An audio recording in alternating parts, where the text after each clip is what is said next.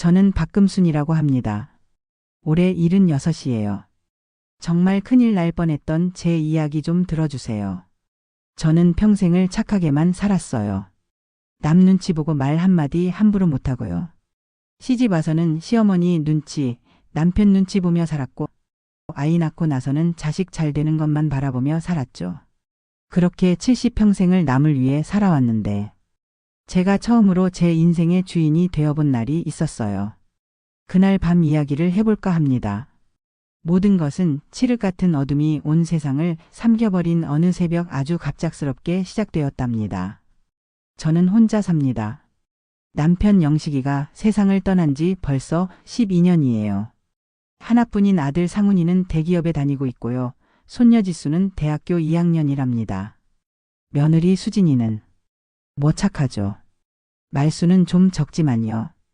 외롭긴 해도 뭐 그럭저럭 괜찮게 살고 있었어요. 아침에 일어나면 베란다에 있는 화분에 물을 주고 오후에는 복지관에 나가서 친구들이랑 노래교실도 다니고요. 저녁에는 드라마 보면서 혼밥 먹고요. 그렇게 하루하루가 평온하게 흘러가고 있었답니다. 그런데 그날이었어요. 한 달쯤 전 일이에요. 그날따라 아들이 퇴근 후에 집에 들렀더라고요. 엄마 오랜만이에요. 잘 지내셨어요? 그래, 잘 지냈지. 밥은 먹고 다니니? 아들은 평소와 다름없이 웃으며 거실 소파에 앉았어요. 그런데 뭔가 얼굴이 좀 굳어 있는 것 같더라고요. 피곤해 보이기도 하고요. 엄마, 사실 오늘 드릴 말씀이 있어서 왔어요. 무슨 말? 요즘 세금 문제가 좀 복잡해졌거든요. 특히 부동산 관련해서요. 정부에서 증여세 제도를 강화한다고 해서요. 아들은 가방에서 서류 몇 장을 꺼내 제 앞에 펼쳐놓았어요. 이게 뭔데? 엄마가 살고 계신 이 집이랑 시골에 있는 땅 있잖아요. 그거 명의를 미리 제 앞으로 옮겨놓으면 나중에 세금을 엄청 아낄 수 있대요. 제 회사 재무팀에서 알려줬어요. 그래? 그럼 그렇게 하면 되지. 여기에 도장만 몇 개 찍어주시면 돼요. 제가 다 알아서 처리할게요. 엄마는 그냥 편하게 계시면 되니까요. 뭐가 뭔지도 모르고 도장을 꾹꾹 찍어줬어요. 내 아들인데 뭘 의심하겠어요? 자식이 하는 일인데 다 나를 위해서겠거니 했죠. 고맙습니다, 엄마. 이제 걱정 없으세요. 제가 다 알아서 할게요. 아들은 서류를 챙겨서 가방에 넣고는 곧 집을 나섰어요. 뭔가 급한 일이 있는 것처럼 서둘러서요. 그날 이후로 아들이 집에 오는 횟수가 부쩍 줄었어요. 전화도 잘 안 받고요. 예전에는 일주일에 한 번씩은 들렀는데 한 달 가까이 얼굴을 못 봤답니다. 며느리 수진이한테 전화를 걸어봤어요. 수진아, 상훈이 요즘 많이 바쁘니? 네, 어머님. 요즘 회사 일이 많대요. 수진이의 목소리가 평소보다 좀 떨리는 것 같았어요. 뭔가 힘들어 보이기도 하고요. 너는 괜찮니? 건강은? 저요. 네, 괜찮아요. 어머님도 건강 챙기세요. 통화를 끊고 나니 왠지 모르게 마음이 불편했어요. 뭔가 이상하다는 느낌이 들었거든요. 하지만 그냥 제 기분 탓이겠거니 했죠. 손녀 지수도 요즘 부쩍 전화를 자주 했어요. 할머니 괜찮으세요? 불편한 거 없으세요? 그럼 할머니가 왜 불편하겠니? 잘 지내고 있지. 할머니, 혹시 아빠가 이상한 서류 같은 거 가져오면 꼭 저한테 먼저 전화해 주세요. 알겠죠? 그래, 알겠다. 근데 왜 그러니? 아니에요. 그냥요. 할머니 혼자 계시니까 걱정돼서요. 뭔가 이상했어요. 다들 왜 이러는 걸까요? 하지만 설마 했죠. 내 자식이 나한테 나쁜 짓을 하겠어요? 그렇게 며칠이 더 지났어요. 어느 날 저녁이었어요. 저는 평소처럼 드라마를 보고 있었는데 문득 현관문 앞에서 소리가 들렸어요. 누가 문고리를 만지작거리는 것 같았거든요. 저는 가만히 귀를 기울였어요. 분명히 누군가 밖에 있는 것 같았어요. 하지만 초인종은 울리지 않았고요. 한참을 그렇게 있다가 발소리가 멀어졌어요. 저는 조심스럽게 현관문을 열고 밖을 봤어요. 하지만 아무도 없었어요. 복도는 텅 비어 있었죠. 이상하다 싶어서 그냥 문을 닫고 들어왔어요. 아마 옆집 사람이었겠거니 했죠. 그런데 그날 밤부터 잠이 잘 안 왔어요. 자꾸만 불안한 생각이 들었거든요. 왜 다들 이렇게 이상하게 구는 걸까? 아들은 왜 연락이 뜸해진 걸까? 며느리 목소리는 왜 그렇게 떨렸을까? 뭔가 큰일이 생기는 건 아닐까요? 그렇게 며칠을 불안하게 지냈어요. 그러다가 그날이 왔습니다. 제 인생이 완전히 뒤집어진 그날 밤 말이에요. 그날은 평소와 다름없는 날이었어요. 저녁을 먹고 설거지를 하고 드라마를 보고 잠자리에 들었죠. 시계를 보니 밤 10시쯤이었어요. 그런데 잠이 오지 않더라고요. 자꾸만 뒤척이게 됐어요. 괜히 가슴이 답답하고 불안한 기분이 들었거든요. 그렇게 한참을 뒤척이다가 겨우 잠이 들었는데 갑자기 소리에 깜짝 놀라 잠에서 깼어요. 똑똑똑똑. 누가 문을 두드리는 소리였어요. 아주 급하고 절박하게요. 저는 벌떡 일어나 시계를 봤어요. 새벽 3시였어요. 이 시간에 누가 찾아올 리가 없는데 심장이 철렁 내려앉았어요. 혹시 무슨 나쁜 일이라도 생긴 건 아닐까요? 저는 떨리는 다리를 겨우 이끌고 현관으로 갔어요. 인터폰 화면을 봤는데 화면에 비친 사람을 보고 저는 더 놀랐어요. 며느리 수진이었거든요.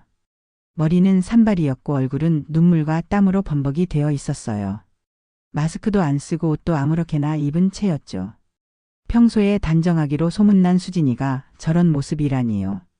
저는 황급히 문을 열었어요. 수진아, 이게 무슨 일이야? 왜 이래? 수진이는 대답 대신 숨을 헐떡이며 안으로 들어왔어요. 그리고는 현관문을 꽉 닫더니 자물쇠까지 확 잠갔어요. 어머님, 시간 없어요. 수진이가 떨리는 목소리로 말했어요. 뭐가 시간이 없다는 거야? 도대체 무슨 일이? 어머님, 지금 당장 여기서 나가셔야 해요. 뭐? 설명은 나중에 드릴게요. 일단 옷부터 입으세요. 빨리요. 수진이가 제 손을 잡고 안방으로 끌고 갔어요. 그리고는 제 옷장을 열어 겉옷을 꺼내더니 제게 입혔어요. 수진아, 대체 무슨 일인지 말 좀 해봐. 나 무서워. 어머님, 제발요. 저 좀 믿어주세요. 나중에 다 설명해 드릴게요. 지금은 정말로 시간이 없어요. 수진이의 눈에는 공포가 가득 차 있었어요. 그 눈을 보니 저도 더 이상 묻지 못하겠더라고요. 뭔가 정말 큰일이 생긴 게 분명했어요.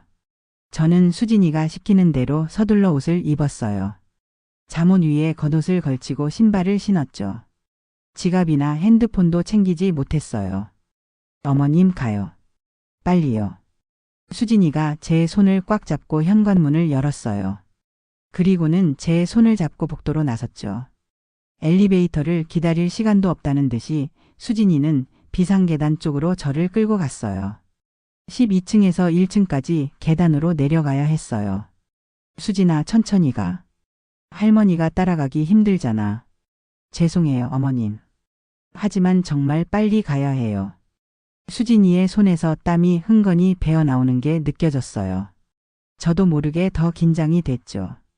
계단을 내려가는데 무릎이 시큰거렸어요. 숨도 차올랐고요. 하지만 멈출 수가 없었어요. 수진이의 절박한 표정이 저를 계속 움직이게 만들었거든요. 드디어 1층에 도착했어요. 수진이는 아파트 뒷문으로 저를 데리고 나갔어요.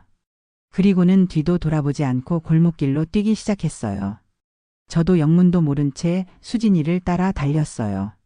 새벽 공기가 차갑게 살을 예는 것 같았어요. 잠옷 위에 걸친 얇은 겉옷만으로는 추위를 막을 수가 없었죠. 한참을 그렇게 달렸어요. 얼마나 달렸을까요? 숨이 턱까지 차올랐어요. 다리가 후들거렸고요. 더 이상은 못 뛰겠다 싶었는데 수진이가 갑자기 멈춰섰어요. 우리가 도착한 곳은 후미진 골목 안쪽에 있는 낡은 여인숙이었어요. 해돋이장이라는 간판이 희미하게 빛나고 있었죠. 수진이는 저를 부축해서 여인숙 안으로 들어갔어요. 카운터에는 졸고 있던 주인 아저씨가 깜짝 놀라며 고개를 들었어요. 방 하나 주세요. 제일 안쪽으로요. 수진이가 급하게 말했어요. 주인 아저씨는 우리를 위아래로 훑어보더니 말없이 열쇠 하나를 내밀었어요. 우리는 복도 끝에 있는 방으로 들어갔어요. 방문을 닫자마자 수진이가 그 자리에 주저앉아 울기 시작했어요. 어깨를 들썩이며 소리 없이 우는 모습이 너무나 처절해 보였어요. 저는 수진이 옆에 앉아 등을 쓸어주었어요. 수진아, 이제 말해다오. 도대체 무슨 일이 있었던 거냐? 수진이는 한참 동안 울기만 하다가 겨우 울음을 그치고 고개를 들었어요. 눈이 퉁퉁 부어 있었죠. 어머님, 죄송해요. 정말 죄송해요. 됐어, 사과는. 그냥 무슨 일인지 말해봐. 수진이는 떨리는 목소리로 입을 열었어요. 오빠가, 상훈 오빠가 어머님 재산을 다 가져갔어요. 뭐라고?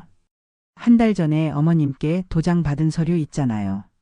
세금 때문이라고 했던 그거요. 응, 그거. 그게 집이랑 시골 땅, 그리고 어머님 통장까지 전부 오빠 앞으로 넘기는 서류였어요.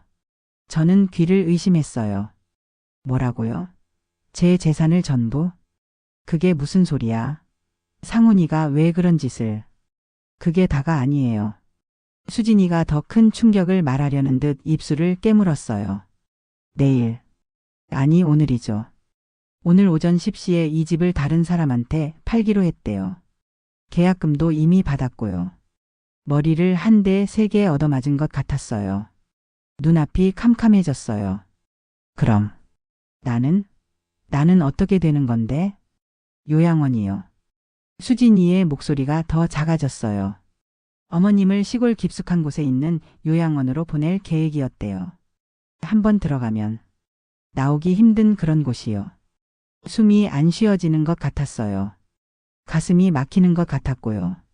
내 아들이, 내가 평생 키운 아들이 날 버리려고 했다고요? 수진아, 이게 정말이니? 꿈 아니지? 정말이에요, 어머님. 제가 거짓말할 이유가 없잖아요.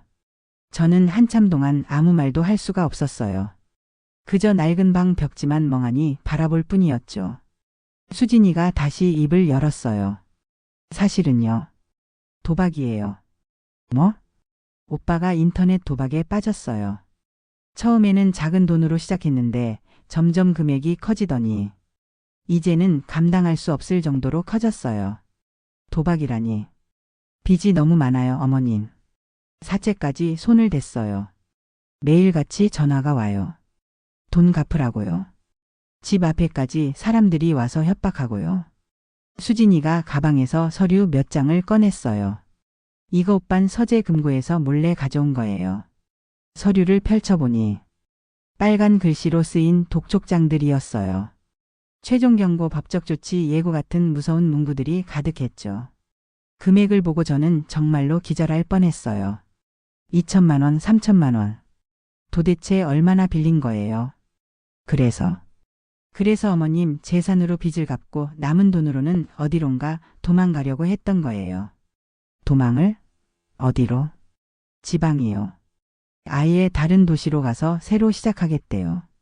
저랑 지수도 데리고 가겠다고요. 지수는 알고 있었니? 네. 지수가 먼저 알아챘어요. 한 달 전쯤에요. 아빠 컴퓨터에서 도박 사이트 기록을 발견했대요. 그래서 저한테 알려줬고요. 그제야 이해가 됐어요. 왜 지수가 자꾸 전화를 했는지, 왜 이상한 서류 조심하라고 했는지요. 그래서 지수랑 저는 계속 지켜봤어요. 오빠가 뭘 하는지요. 그런데 오늘 밤에 오빠가 술 마시고 들어와서는 친구랑 통화를 하더라고요. 무슨 얘기를? 수진이가 핸드폰을 꺼냈어요. 녹음했어요. 몰래요. 수진이가 재생 버튼을 눌렀어요. 스피커에서 제 아들의 목소리가 흘러나왔어요. 야, 드디어 내일이다. 내일 계약만 끝나면 다 정리되는 거야. 상대방이 뭐라고 하는 소리는 잘 안 들렸어요. 걱정 마. 그 늙은이가 뭘 알겠어? 서류도 안 읽어보고 도장 찍더라고. 아주 순진하시지 뭐. 제 아들의 비웃는 목소리였어요. 제 가슴에 날카로운 칼이 꽂히는 것 같았어요. 요양원? 알아봤지. 산골짜기에 있는 대로. 한번 들어가면 나오기 힘든 곳이라더라. 면회도 제한적이고 상대방이 또 뭐라고 하는 것 같았어요. 뭐가 너무해? 어차피 나중에는 다 내 거 될 건데 그냥 조금 일찍 쓰는 거지. 그리고 저렇게 혼자 사시는 것보다 요양원에서 사람들이랑 같이 계시는 게 더 좋을 거 아니야. 녹음이 끝났어요. 저는 한참 동안 말을 잃었어요. 제 아들이, 제가 목숨처럼 키운 아들이 날 늙은이라고 부르고 순진하다고 비웃고 요양원에 처박으려고 했다고요. 눈물이 왈칵 쏟아졌어요. 억울하고 분하고 슬펐어요. 평생을 그 아이를 위해 살았는데 이게 제가 받을 대접이었나요? 수진이가 제 손을 잡았어요. 어머님 울지 마세요. 제가 어머님을 지킬게요. 수진아. 저도 처음에는 못 믿었어요. 제 남편이 그럴 리 없다고 생각했죠. 하지만 어젯밤에 직접 들었어요. 저 녹음 파일 말고도 더 있어요. 수진이가 핸드폰을 다시 조작했어요. 이건 오빠가 사채업자랑 통화한 거예요.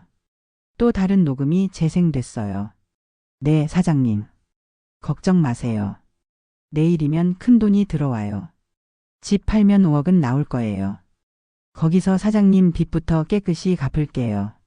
상대방의 거친 목소리가 들렸어요. 야, 김상훈. 내 말 믿고 또 기다렸다가는 나만 바보 되는 거 아냐? 이번이 마지막이다.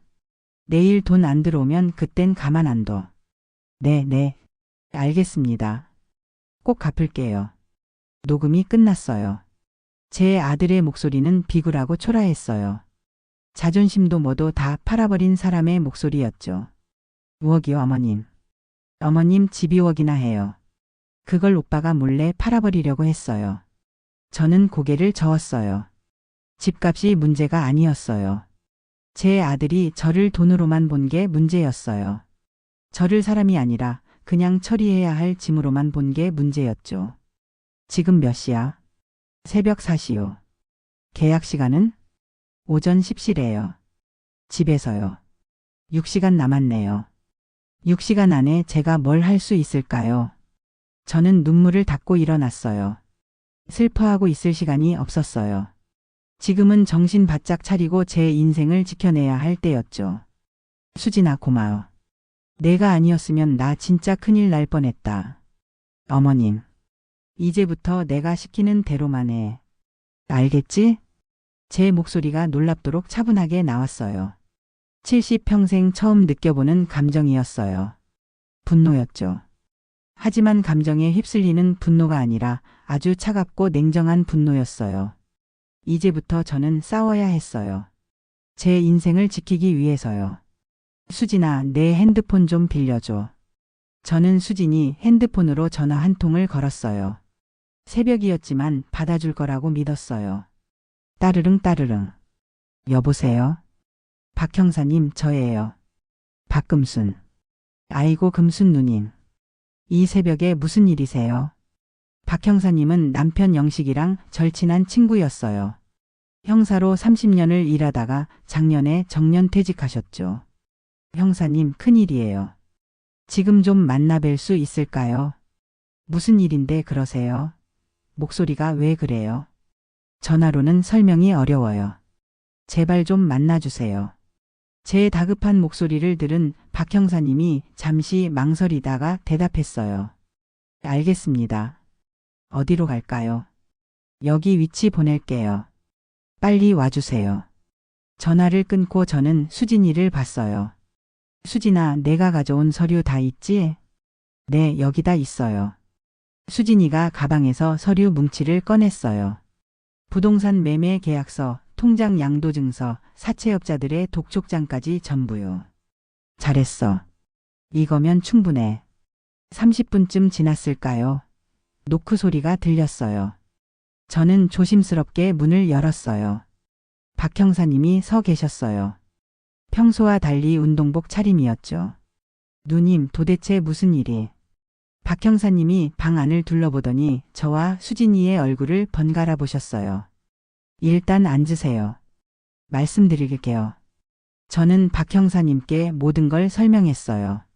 한 달 전 아들이 가져온 서류, 녹음 파일, 오늘 오전 10시로 예정된 계약까지요. 박 형사님은 말없이 제 이야기를 듣고 계셨어요. 표정이 점점 굳어지는 게 보였죠. 그 자식이 어떻게 어머니한테 그럴 수가 있어요. 박 형사님이 주먹을 불끈 쥐셨어요. 영식이가 하늘에서 보면 얼마나 가슴 아파하겠어요. 자기가 그렇게 아끼던 아들이. 형사님, 지금 슬퍼할 때가 아니에요. 6시간 안에 뭔가 해야 해요. 당연하죠. 누님, 일단 잘하셨어요. 여기서 빠져나온 것만으로도 절반은 이긴 겁니다. 박 형사님이 메모지를 꺼내 뭔가 적기 시작했어요. 지금부터 제가 하는 말 잘 들으세요. 첫째, 인감도장 분실신고부터 해야 합니다. 주민센터 9시에 열리니까 그때 바로 가셔서 분실신고하고 새로 등록하세요. 인감도장이요? 네. 상훈이가 누님 도장을 갖고 있을 텐데 그걸로 다른 서류에 마음대로 찍을 수 있거든요. 원천 봉쇄해야 합니다. 알겠어요. 둘째, 은행 가셔서 모든 통장 지급정지 신청하세요. 상훈이가 돈을 함부로 빼가지 못하게 막아야죠. 그것도 할게요. 셋째, 이건 제가 아는 변호사한테 연락해서 처리하겠습니다. 부동산 처분금지 가처분 신청이요. 이거 걸어놓으면 상훈이가 마음대로 집을 팔 수 없어요. 박 형사님의 말을 듣는데 가슴이 조금씩 진정되는 것 같았어요. 형사님, 정말 고마워요. 고맙긴요. 영식이 부탁이죠. 친구 아내가 이런 일 당하는데 가만히 있을 수 있겠어요? 박 형사님이 핸드폰을 꺼내 어디론가 전화를 거셨어요. 여보세요, 민 변호사. 나야. 박철수. 미안한데 급한 일이 생겼어. 지금 좀 만날 수 있어? 박 형사님과 변호사님이 통화하는 동안 저는 수진이를 봤어요. 수진아, 너 집에는 언제 돌아갈 거야? 저요. 당분간은 못 가요. 오빠한테 들키면 안 되니까요. 그럼 지수는? 지수는 친구 집에 있대요. 제가 미리 연락해뒀어요. 잘했다. 너희 엄마한테는? 친정 엄마한테는? 아직 말 안 했어요. 말씀드리면 너무 놀라실 것 같아서요. 나중에라도 꼭 말씀드려라. 부모님이 걱정하실 거야. 박 형사님이 통화를 끝내고 저희를 봤어요. 민 변호사가 1시간 후에 사무실로 오래요. 우리 같이 가죠. 고마워요, 형사님. 우리는 서둘러 여인숙을 나섰어요. 아직 날이 완전히 밝지 않은 새벽이었죠. 거리는 텅 비어 있었고 찬 바람만 쌩쌩 불었어요. 박 형사님 차를 타고 변호사 사무실로 갔어요. 시내 한복판에 있는 작은 건물이었죠. 변호사 사무실에 들어가니 30대 후반쯤 되어 보이는 여자 변호사님이 저희를 맞아주셨어요. 어서 오세요. 민지영 변호사입니다. 안녕하세요. 박금순이라고 합니다. 우리는 응접실에 앉았어요. 민 변호사님이 차를 내와주시더니 말씀하셨어요. 박 형사님한테 대략적인 상황은 들었어요. 일단 제가 가지고 계신 서류부터 볼게요. 수진이가 가방에서 서류들을 꺼내 테이블 위에 펼쳐놓았어요. 민 변호사님은 하나하나 꼼꼼하게 살펴보셨어요. 표정이 점점 심각해지는 게 보였죠. 이건 명백한 사기예요. 사기라니요? 어르신, 이 서류 내용 보셨어요? 아니요. 아들이 세금 문제라고 해서 그냥 도장만 찍었어요. 여기 보세요. 이건 증여 서류가 아니에요. 매매 계약서예요. 어르신이 집을 아드님한테 파신 거로 되어 있어요. 팔았다고요? 네. 매매대금 1원. 사실상 무상으로 넘긴 거죠. 제 손이 부들부들 떨렸어요. 1원이라니요? 그리고 이 통장 양도 증서도 마찬가지예요. 어르신 명의 통장을 아드님 명의로 변경한다는 내용이에요. 그게 가능한 일인가요? 법적으로는 가능해요. 본인이 직접 도장을 찍었으니까요. 하지만 민 변호사님이 녹음 파일을 들으셨어요. 수진이가 핸드폰을 내밀었거든요. 녹음을 다 듣고 난 변호사님의 눈빛이 날카로워졌어요. 이건 기망행위예요. 어르신을 속여서 서명을 받은 거죠. 이 녹음 파일이 결정적인 증거가 될 거예요. 그럼 제가 이길 수 있나요? 당연하죠. 이거면 충분합니다. 게다가 민 변호사님이 사채업자 독촉장을 다시 보셨어요. 이 이자율 보세요. 법정 최고 이자율을 훨씬 넘어요. 완전히 불법 사채예요. 그럼 어떻게 되는 건가요? 일단 오늘 십시 계약을 막아야 해요. 제가 지금 바로 법원에 긴급 가처분 신청할게요. 그게 가능해요? 지금 6시도 안 됐는데요. 긴급 상황이니까 당직 판사님께 연락해 볼게요. 최선을 다해보죠. 민 변호사님이 컴퓨터 앞에 앉아 빠르게 서류를 작성하기 시작했어요. 저희는 옆에서 지켜볼 수밖에 없었죠. 30분쯤 지났을까요? 변호사님이 서류를 프린트해서 들고 일어났어요. 제가 지금 법원 가볼게요.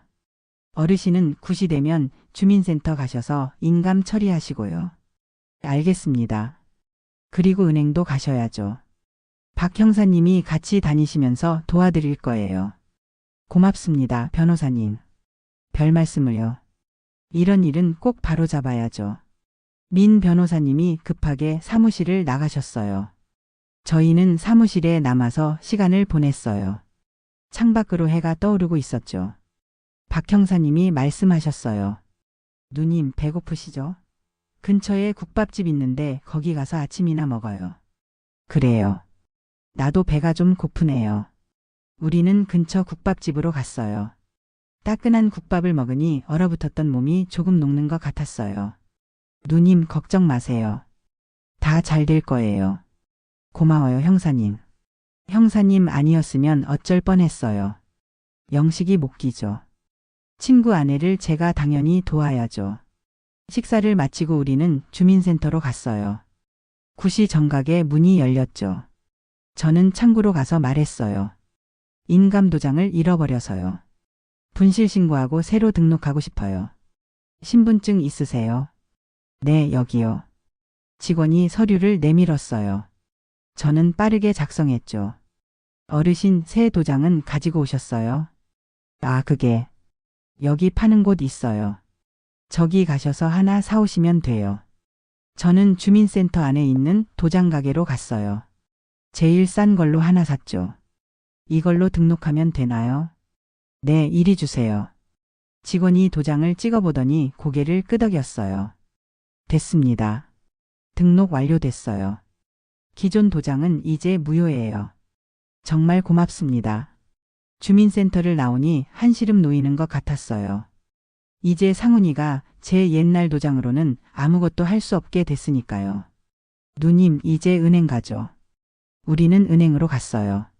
제가 거래하는 은행이 3곳이었는데 하나씩 다 돌아다니며 지급정지 신청을 했어요. 어르신 왜 지급정지를 하시려는 거예요? 가족 간에 문제가 좀 있어서요. 그래도 이건 좀 심한 조치 아닌가요?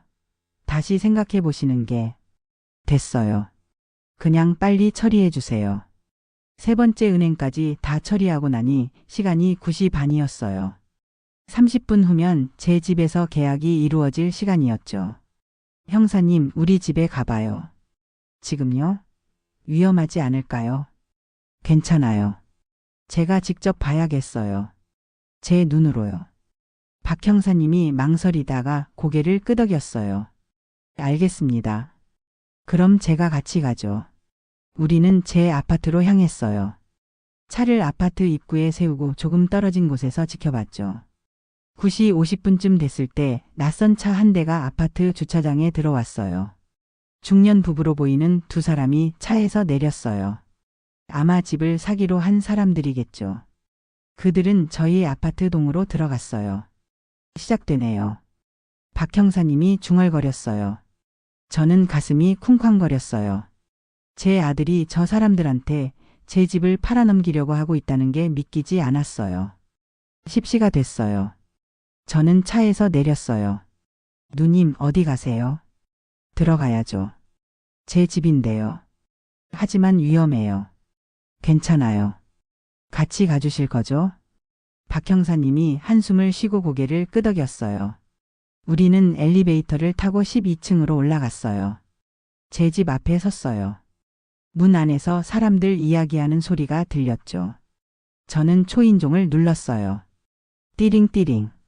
안에서 갑자기 조용해졌어요. 잠시 후 문이 열렸어요.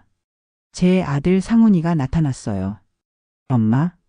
상훈이의 얼굴이 새하얗게 질렸어요. 왜 여기 계세요? 어디 갔다 오시는 거예요?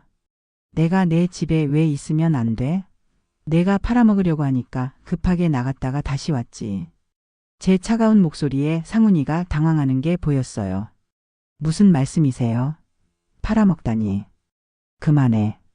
다 알아. 내가 뭘 했는지, 뭘 하려고 했는지 다 알고 있어. 저는 상훈이를 밀치고 집 안으로 들어갔어요. 거실에는 중년 부부가 어리둥절한 표정으로 서 있었어요. 실례합니다.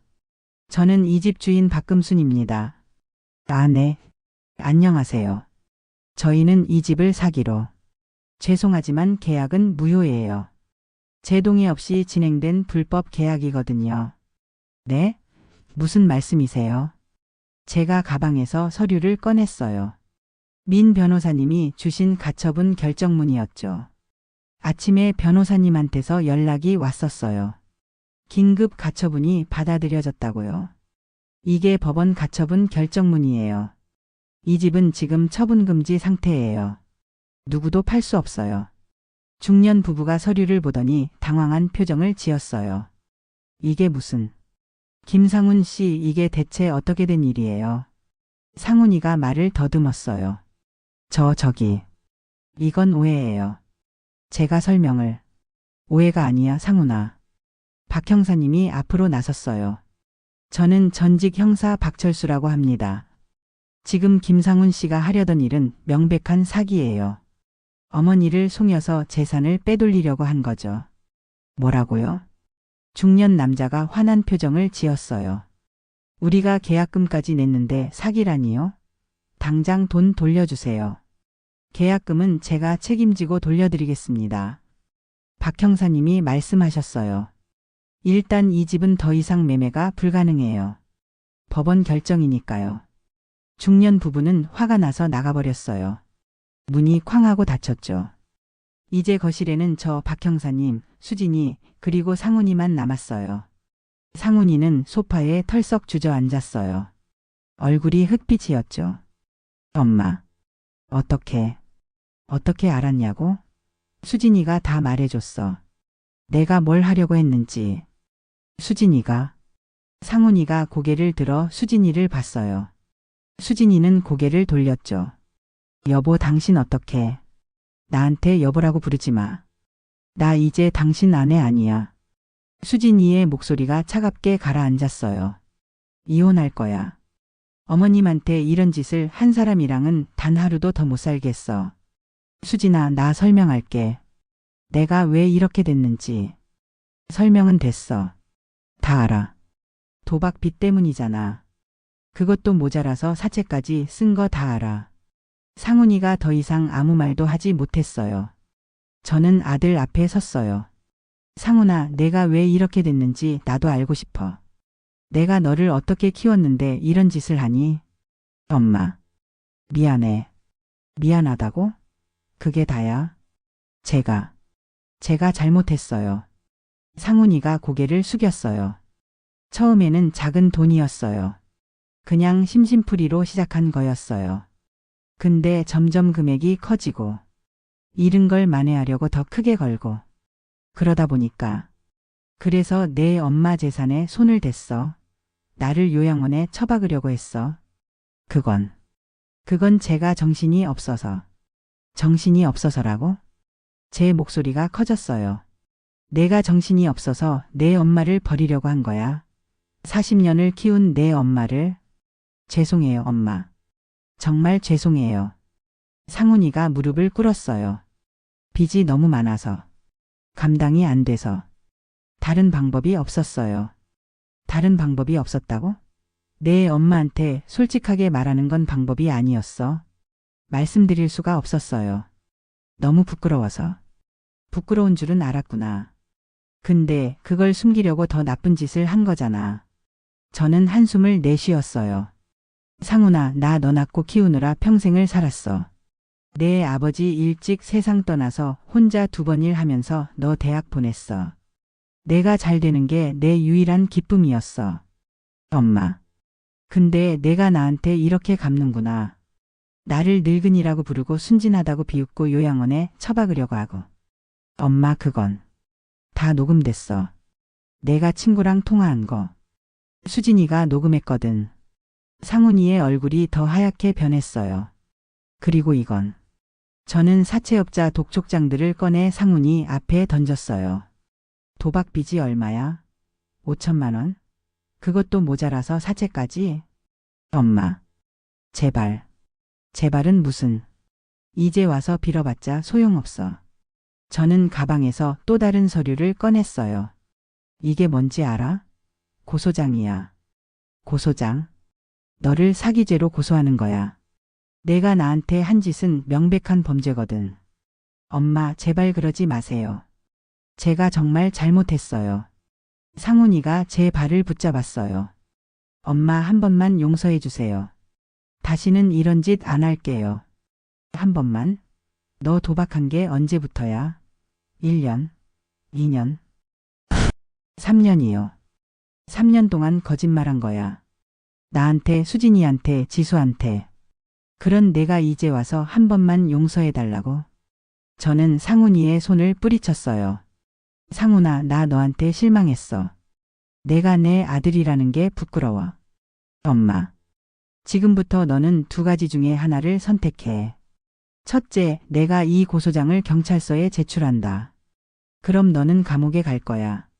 상훈이가 고개를 떨구었어요. 둘째, 내가 제시하는 조건을 모두 받아들인다. 그럼 고소는 하지 않을게. 조건이 뭔데요? 일단 일어나. 무릎 꿇고 있지 말고. 상훈이가 비틀거리며 일어났어요. 첫 번째 조건. 너는 도박 치료를 받아야 해. 최소 6개월. 입원 치료야. 네. 두 번째. 사채 빚은 법률적으로 처리할 거야. 불법 이자는 안 갚아도 돼. 원금만 갚으면 되고 그것도 내가 직접 일해서 갚아야 해. 알겠습니다. 세 번째. 회사는 그만둬야 할 거야. 이미 소문이 다 났을 테니까. 새로 시작해. 상훈이가 고개를 끄덕였어요. 네 번째. 수진이가 이혼하겠다면 순순히 응해. 수진이 인생 더 이상 망치지 마. 네. 다섯 번째. 나한테 다시는 돈 얘기 꺼내지 마. 내가 받을 유산 같은 거 없어. 내가 다 쓸 거니까. 알겠습니다. 마지막. 최소한 3년 동안은 내 앞에 나타나지 마. 너 보면 화가 나서 못 살겠어. 제 마지막 말에 상훈이가 고개를 들었어요. 눈에 눈물이 그렁그렁했죠. 엄마. 정말 3년 동안 못 봐요. 너도 3년 동안 나한테 거짓말했잖아. 그 시간만큼은 떨어져 있어야 할 것 같아. 엄마. 제가 정말 잘못했어요. 알아. 내가 잘못한 거 알아. 그래서 이렇게 해주는 거야. 경찰서 안 가게 해주는 거잖아. 저는 상훈이를 보며 말했어요. 상훈아, 나 너 미워하지 않아. 실망했을 뿐이야. 내가 정말로 다시 시작하고 싶다면 이번 기회에 제대로 바뀌어야 해. 네, 엄마. 꼭 그럴게요. 그럼 지금 당장 짐 싸. 오늘 안에 이 집에서 나가. 지금요? 응. 지금. 더 이상 여기 있으면 안 돼. 상훈이가 방으로 들어가 짐을 싸기 시작했어요. 수진이는 소파에 앉아 멍하니 있었어요. 수진아, 너는 어떻게 할 거야? 저요. 잘 모르겠어요. 아직. 천천히 생각해. 이혼하든 안 하든 내 마음대로 해. 내가 강요하는 건 아니야. 고마워요, 어머님. 고마울 거 없어. 내가 날 구해준 거잖아. 내가 고마워해야지. 저는 수진이의 손을 잡았어요. 수진아, 내가 아니었으면 나 정말 큰일 날 뻔했어. 새벽에 날 깨우러 온 그 용기 평생 잊지 않을게. 어머님. 수진이의 눈에서 눈물이 주르륵 흘러내렸어요. 1시간쯤 지났을까요? 상훈이가 큰 가방 2개를 들고 나왔어요. 다 쌌어요. 그래. 어디로 갈 건데? 친구 집에 얹혀 살게요. 일단은요. 도박치료병원은 내가 알아볼게. 연락할게. 네, 엄마. 상훈이가 현관문 앞에 섰어요. 그리고 저를 돌아봤죠. 엄마 정말 죄송해요. 그리고 사랑해요. 나도 사랑한다. 그래서 이러는 거야. 상훈이가 고개를 숙이고 집을 나갔어요. 문이 닫히는 소리를 들으니 가슴 한구석이 텅 비는 것 같았어요. 저는 소파에 주저앉았어요. 온몸에 힘이 쭉 빠지는 것 같았죠. 누님 괜찮으세요? 박 형사님이 걱정스러운 얼굴로 물어봤어요. 괜찮아요. 그냥 좀 허전하네요. 당연하죠. 아무리 잘못을 했어도 아들인데요. 맞아요. 아들이에요. 그래서 더 아프죠. 저는 창밖을 바라봤어요. 근데 이게 맞는 것 같아요. 지금 안 바로잡으면 상훈이는 평생 저렇게 살 거예요. 누님이 현명하게 잘 처리하셨어요. 고마워요, 형사님. 형사님 없었으면 어떻게 했을까요? 영식이가 하늘에서 기뻐하고 있을 거예요. 그날 저녁 손녀 지수가 집에 왔어요. 할머니. 지수가 달려와 저를 안았어요. 할머니 무사하시죠? 다친 데는 없으세요? 그럼. 할머니 멀쩡해. 엄마한테 다 들었어요.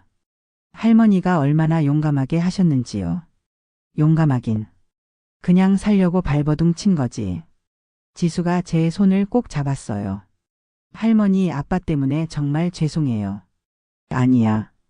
내가 잘못한 거 아니잖아. 그래도 제가 더 빨리 알아챘어야 했는데. 지수야, 내가 알아챈 것만으로도 대단한 거야. 내가 엄마한테 말해줬기 때문에 오늘 할머니가 살았어. 할머니. 그리고 내 아빠 말이야. 지금은 많이 힘들겠지만 이번 기회에 바뀌었으면 좋겠다. 네. 저도 그래요. 우리는 한참 동안 껴안고 있었어요. 그날 밤 저는 수진이와 지수와 함께 저녁을 먹었어요. 오랜만에 세 식구가 둘러앉은 밥상이었죠. 할머니, 제가 찌개 끓일게요. 지수가 부엌으로 갔어요. 어머님, 밥은 제가 할게요. 수진이도 따라 들어갔고요. 부엌에서 밥 짓는 소리, 국 끓는 소리가 들려왔어요. 평범한 소리였지만 왠지 따뜻하게 느껴졌어요. 얼마 후 밥상이 차려졌어요. 자, 다들 많이 드세요. 우리는 둘러앉아 밥을 먹었어요. 어머님, 앞으로 어떻게 하실 거예요? 수진이가 조심스럽게 물었어요. 나? 글쎄, 아직 잘 모르겠어. 이 집에 계속 사실 거예요. 아니, 이 집은 팔 거야. 네? 너무 많은 일이 있었잖아. 이 집에 있으면 자꾸 생각날 것 같아서. 그럼 어디로 가실 건데요? 작은 곳으로 이사 가려고. 강가에 있는 아파트 알아봤어. 혼자 살기 딱 좋은 크기더라. 혼자 사시면 외로우시지 않을까요? 괜찮아. 혼자 사는 것도 나쁘지 않더라고. 할머니, 저 자주 놀러 갈게요. 지수가 말했어요. 그래, 자주 와라. 할머니가 맛있는 거 많이 해줄게.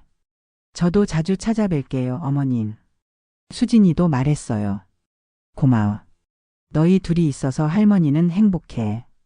그날 밤 지수와 수진이가 돌아간 후에 저는 혼자 거실에 앉아 있었어요. 텅 빈 집이 조용했어요. 창밖으로 보이는 도시의 불빛들이 반짝거렸죠. 이상하게도 외롭지 않았어요. 오히려 마음이 편안했어요. 70평생 처음으로 제가 제 인생의 주인이 된 것 같았거든요. 그로부터 한 달 후 저는 집을 팔았어요. 생각보다 금방 팔렸어요. 좋은 가격이에요. 돈이 들어오자 저는 그 돈을 세 몫으로 나눴어요. 첫 번째 몫은 제거. 강가에 작은 아파트를 샀어요. 방 2개짜리 아담한 집이었죠. 두 번째 몫은 수진이 것. 수진이는 결국 상훈이와 이혼하기로 했어요. 새로 시작하려면 집이 필요하다고 해서 제가 아파트 계약금을 줬죠. 세 번째 몫은 지수가 대학 등록금이랑 생활비로 쓰라고 줬어요. 할머니, 이렇게 많이 주시면 안 돼요. 괜찮아. 할머니는 이만큼이면 충분해. 하지만 지수야, 너는 앞으로 살 날이 많잖아. 이 돈으로 내가 하고 싶은 거 다 해봐. 고마워요, 할머니. 이사하는 날 수진이와 지수가 와서 도와줬어요. 짐이 많지 않았어요. 오래된 가구들은 다 버리고 필요한 것만 챙겼거든요. 새 집에 도착하니 햇살이 환하게 들어왔어요. 와, 할머니. 여기 정말 좋다. 지수가 감탄하며 말했어요. 그치? 할머니도 마음에 들어. 창문으로 강이 보이네요. 응. 아침마다 강 보면서 커피 마시려고.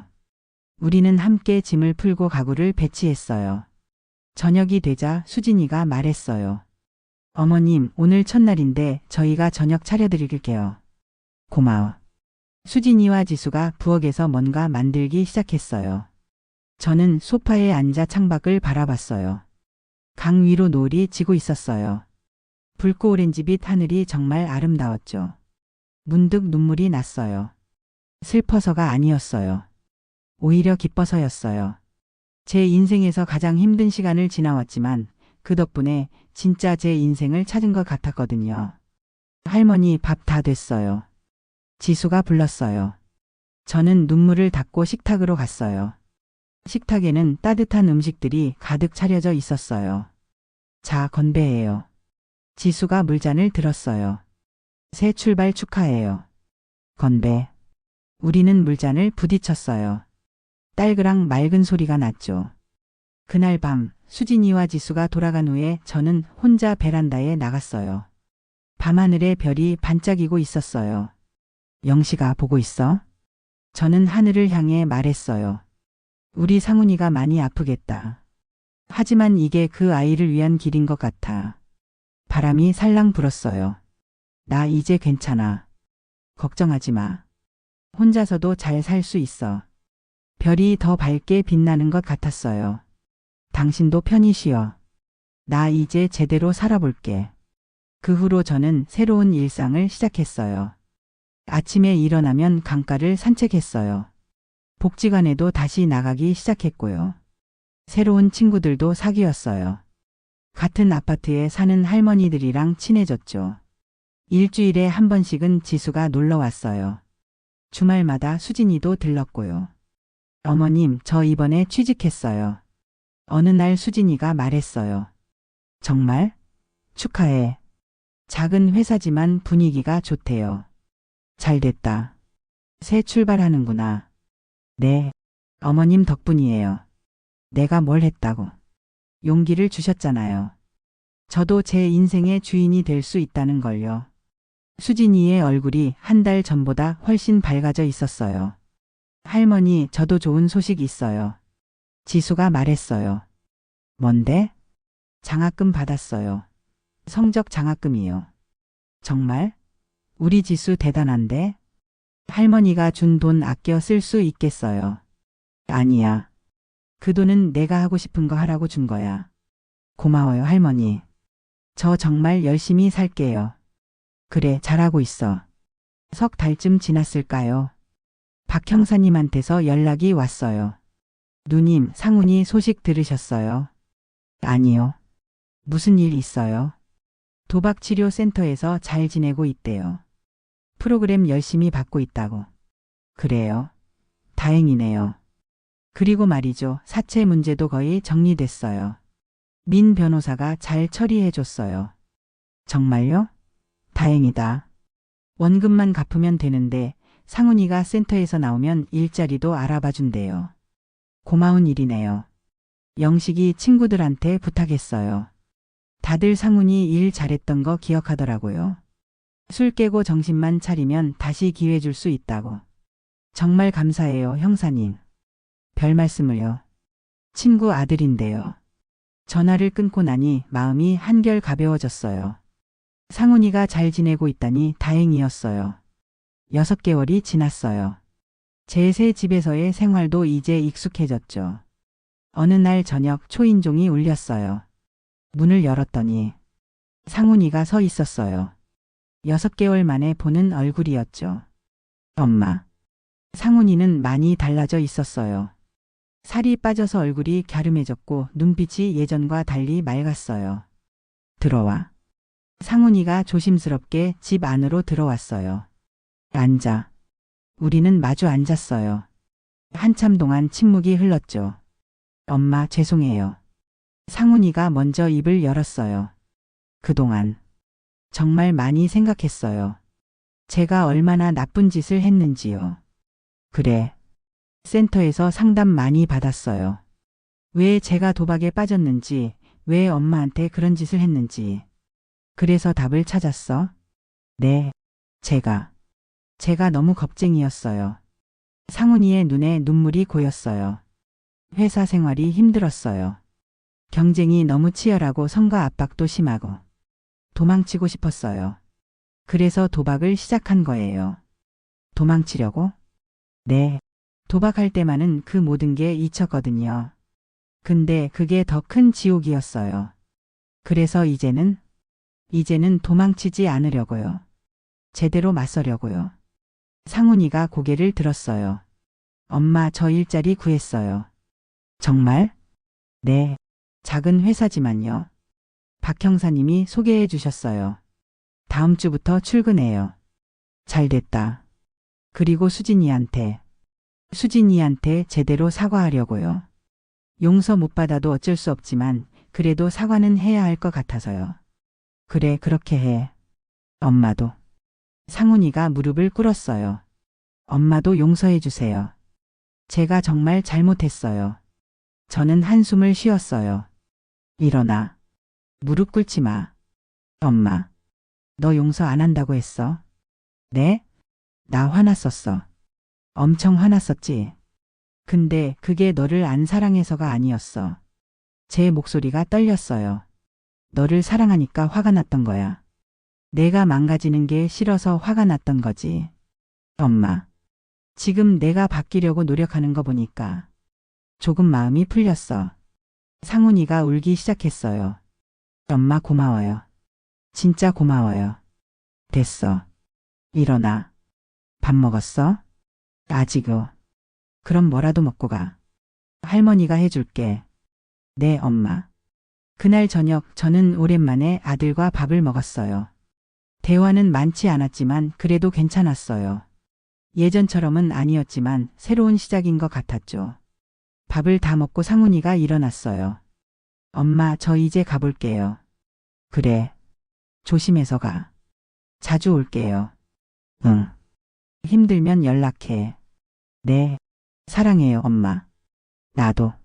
상훈이가 나간 후 저는 설거지를 했어요. 창밖으로 보이는 강의 달빛이 반짝이고 있었어요. 완벽하지는 않았어요. 아직도 불안했고 걱정도 됐어요. 하지만 희망이 보였어요. 상훈이가 정말로 바뀔 수 있다는 희망이요. 그로부터 1년이 지났어요. 저는 여전히 강가 아파트에서 살고 있어요. 아침마다 산책을 하고 복지관에 나가고 친구들을 만나요. 수진이는 자기 아파트에서 잘 살고 있어요. 회사도 잘 다니고 있고요. 지수는 대학 3학년이 됐어요. 성적도 좋고 아르바이트도 하면서 열심히 살고 있죠. 상훈이는 작은 회사에서 열심히 일하고 있어요. 한 달에 한 번씩은 제 집에 놀러 와요. 도박은 완전히 끊었대요. 여전히 조심스럽지만 예전보다는 훨씬 나아졌어요. 어느 일요일 오후 저희 네 식구가 모두 제 집에 모였어요. 할머니, 제가 잡채 만들어 왔어요. 지수가 음식을 가져왔어요. 어머님, 저는 샐러드요. 수진이도 한 알음 들고 왔고요. 엄마, 저는 과일이요. 상훈이도 과일 바구니를 들고 왔죠. 너희들 고마워. 할머니가 고기 구워줄게. 저는 부엌에서 삼겹살을 구웠어요. 거실에서는 아이들이 웃으며 이야기하고 있었죠. 엄마, 저 다음 달에 승진한대요. 수진이가 말했어요. 정말? 축하해. 고마워요. 열심히 일한 보람이 있네요. 지수야, 너는? 저요. 저는 다음 학기에 교환학생 갈 수 있을 것 같아요. 와, 대단한데? 할머니가 준 돈 덕분이에요. 아빠는 어때? 상훈이가 웃으며 대답했어요. 저요. 뭐 그냥 잘 지내고 있어요. 회사에서도 인정받고 있고요. 다행이다. 우리는 식탁에 둘러앉아 고기를 구워 먹었어요. 웃음소리가 끊이지 않았죠. 엄마, 이거 드세요. 상훈이가 제 그릇에 고기를 올려줬어요. 고마워. 엄마, 제가 이렇게 행복한 날이 올 줄 몰랐어요. 나도. 엄마 덕분이에요. 엄마가 그때 저를 포기하지 않으셨으니까. 포기는 무슨. 내가 스스로 일어선 거지. 아니에요. 엄마가 저한테 마지막 기회를 주셨잖아요. 저는 상훈이의 손을 잡았어요. 상훈아, 앞으로도 잘하자. 네, 엄마. 꼭요. 식사를 마치고 우리는 거실에 앉아 차를 마셨어요. 창밖으로 노을이 지고 있었어요. 할머니 행복하세요? 지수가 물었어요. 응. 할머니 지금 아주 행복해. 다행이다. 할머니가 행복하니까 저도 기뻐요. 나도. 수진이와 상훈이도 고개를 끄덕였어요. 저는 제 가족들을 하나하나 바라봤어요. 완벽하지는 않았어요. 여전히 문제도 있고 걱정도 있었죠. 하지만 우리는 함께 있었어요. 그것만으로도 충분했어요. 해가 완전히 지고 밤이 찾아왔어요. 할머니, 저희 이제 가볼게요. 그래, 조심해서 가. 다음 주에 또 올게요. 응. 기다릴게. 아이들이 하나씩 집을 나갔어요. 마지막으로 상훈이가 현관문 앞에 섰어요. 엄마 사랑해요. 나도 사랑해. 엄마가 있어서 제가 다시 살 수 있었어요. 너도 있어서 엄마가 강해질 수 있었어. 상훈이가 나가고 집은 다시 조용해졌어요. 저는 베란다로 나가 하늘을 올려다봤어요. 별이 반짝이고 있었어요. 영식아, 봤어? 우리 아들 많이 좋아졌지? 바람이 살랑 불었어요. 나도 잘 지내고 있어. 걱정하지 마. 별빛이 더 밝게 빛났어요. 저는 미소를 지었어요. 70평생을 남을 위해 살았지만 이제는 제가 제 인생의 주인이었어요. 힘든 시간을 지나왔지만 그 덕분에 더 강해졌어요. 그리고 깨달았어요. 인생은 끝이 아니라 시작이라는 것을요. 저는 창문을 닫고 거실로 돌아왔어요. 내일은 또 어떤 하루가 펼쳐질까요? 기대되네요. 제 인생의 가장 아름다운 황혼이 바로 지금 이 순간부터 시작되고 있었으니까요.